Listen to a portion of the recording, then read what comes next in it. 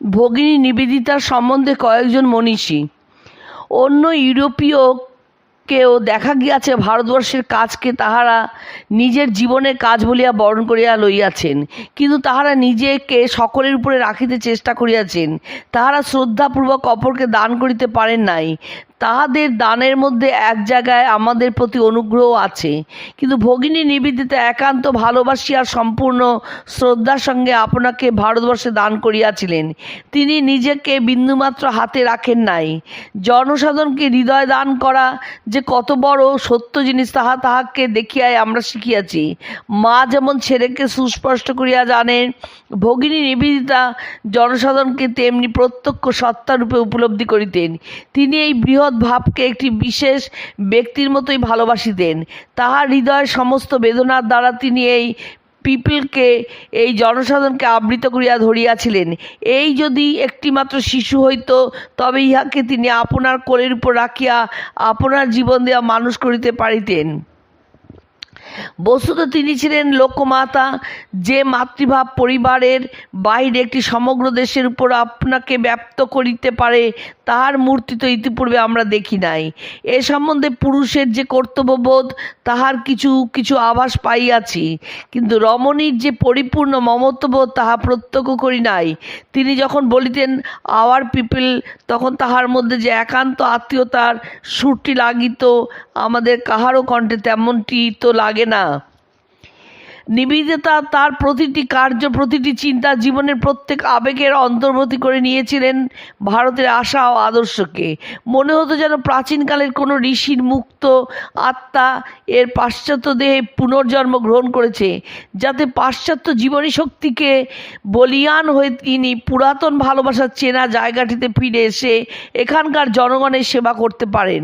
ভারতের স্বপ্ন নিবেদিতার স্বপ্ন, ভারতের চিন্তা নিবেদিতায় প্রকাশিত।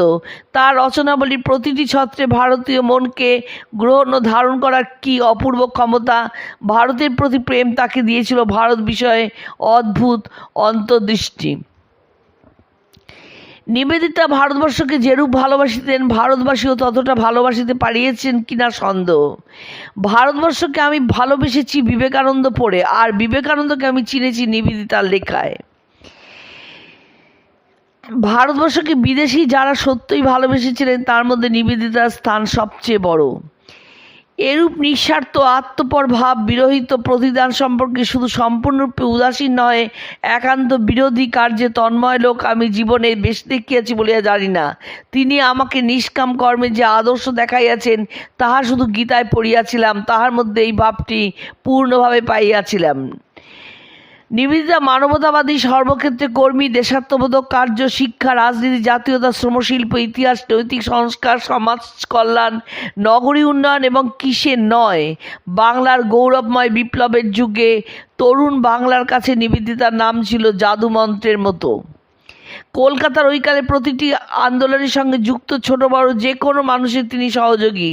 বিবেকানন্দ আর কিছু না করে যদি কেবল নিবেদিতাকে এনে ভারতীয় কার্যাবলীর সঙ্গে যুক্ত করে দিতেন, তাহলে তার কর্মজীবন সফল ও যুগ সৃষ্টিকারী, একথা বলা যেত। নিবেদিতা ভারতের জন্য বিবেকানন্দের অলৌকিক আবিষ্কার। নিবেদিতা ভারতের জনগণের জন্য মহা সম্পদ। নিবেদিতার রচনার দ্বারা কোনো না কোনোভাবে প্রভাবিত হয়নি বাংলার এমন কোনো আধুনিক প্রয়াসের কথা বলা কঠিন হবে। তা সে সাহিত্য, শিল্প, প্রত্নতত্ত্ব বা প্রাচীন ইতিহাস বিষয়ক গবেষণা যাই হোক না কেন। নিবেদিতার জীবনপঞ্জি। 1867 সালের 28 অক্টোবর উত্তর আয়ারল্যান্ডের টাইরন প্রদেশের ডানগ্যানন নামে ছোট শহরে জন্ম। 1877 পিতা স্যামুয়েল রিচমন্ডের মৃত্যু। 1884 বিদ্যালয়ে শেষ পরীক্ষায় উত্তীর্ণ হয়ে শিক্ষয়িত্রীর পদক গ্রহণ। 1895 নভেম্বর লন্ডনে স্বামীজির সঙ্গে প্রথম সাক্ষাৎ। 1898 28 জানুয়ারি কলকাতায় আগমন। 1898 22 ফেব্রুয়ারি প্রথম দক্ষিণেশ্বরে শ্রীরামকৃষ্ণের জন্মোৎসব উপলক্ষে গমন। 11 মার্চ প্রথম স্টার থিয়েটারে বক্তৃতা।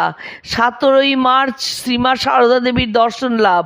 25 মার্চ স্বামীজির কাছে মার্গারেটের দীক্ষা গ্রহণ এবং নিবেদিতার নাম গ্রহণ। 11 মে স্বামীজি অন্যান্যদের সঙ্গে উত্তর ভারত যাত্রা। 2 আগস্ট স্বামীজির সঙ্গে অমরনাথ দর্শন।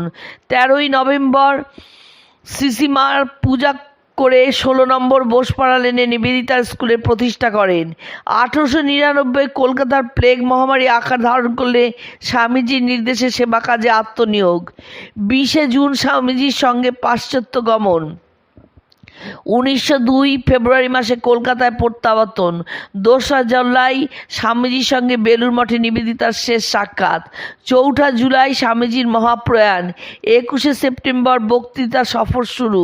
1903 খ্রিস্টাব্দের সেপ্টেম্বরে দি ওয়েব অফ ইন্ডিয়ান লাইফ গ্রন্থের প্রকাশ।